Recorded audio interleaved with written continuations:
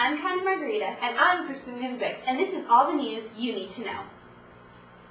A cloud of deadly toxic gas engulfed in the Iraqi town Tuesday, killing 6 people and leaving dozens of others choking on fumes after a tanker carrying chlorine exploded outside a restaurant.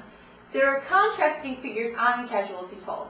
Baghdad security clan spokesman General Qasim Asa told reporters that 5 people died in the blast and 148 were poisoned by the gas. Other attacks across the country pushed the daily death toll to at least 20.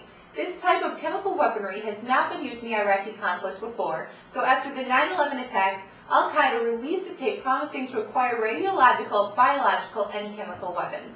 The U.S. Congress passed legislation requiring the destruction of the entire stockpile by December 31, 2004. Official U.S. policy is to support the Chemical Weapons Convention, a law under the UN to achieve a global ban on chemical weapons and halt their proliferation. An orbiting spacecraft has sent back new evidence for the presence of water on Mars. Images from a camera aboard NASA's Mars Reconnaissance Orbiter revealed new evidence that fluids, most likely water, once flowed on the red planet. Images from the spacecraft reveal that gas or liquid similar to water flowed through cracks in underground rock on Mars, part of the Great Martian Rift Valley.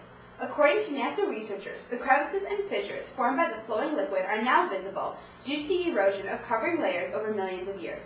Images from Mars Global Surveyor show changes in the craters that provide the strongest evidence yet that water moved through them as recently as several years ago, and is perhaps doing so even now. The researchers also said that layered outcrops can indicate cycles with materials deposited by regular episodes of water, wind, or volcanic activity. Scientists have long debated whether water flowed on the red planet, with evidence increasing in recent years. The presence of water would raise the possibility of at least primitive life forms existing there. New Jersey became the third state to offer civil unions to same-sex couples on Monday. After an October poll of voters, New Jersey state legislators decided to allow same-sex couples civil unions, but not marriage yet.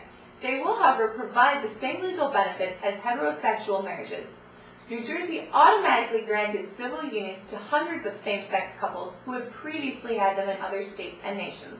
Couples who had not been joined previously can apply for licenses but must wait 72 hours before they can hold civil union ceremonies, the same waiting period as for weddings. New Jersey lawmakers created civil unions in December 2006, less than 2 months after the state Supreme Court decision had held that gay couples had a right to the same benefits as married couples. Supporters of gay marriages say that they may sue, contending that civil unions do not create the equality the court ordered. They also say they will push lawmakers to allow gay couples to marry. Police are investigating the Christian Medical Hospital in central India after the gruesome discovery of 437 baby bones. The investigation began after tip-offs of illegal abortions being performed on baby girls in the hospital. Infanticide and feticide have been recurring problems in India, where boys are prized as breadwinners, and by Hindu tradition are required to light their parents' funeral pyres. In the Punjab region of northern India, 25 fetuses were discovered in August.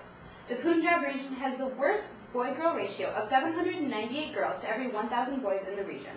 Estimates have reached 10 million female infanticides in the past 20 years, a significant problem for India.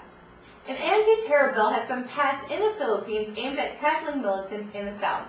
The Human Security Act was approved by the House of Representatives late Monday and now goes to President Gloria Arroyo to be signed into law.